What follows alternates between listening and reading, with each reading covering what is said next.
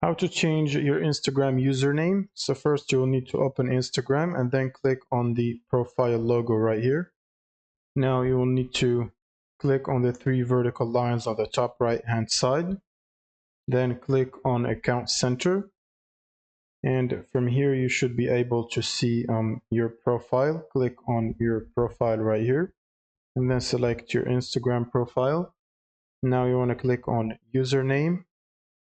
And from here you should be able to type a new username. So for example, my new username. And once you press the enter button, it should check for the username availability and tells you whether the username is available or not. So when there is a green mark, it means it's available. And then you can simply press done button to change your username.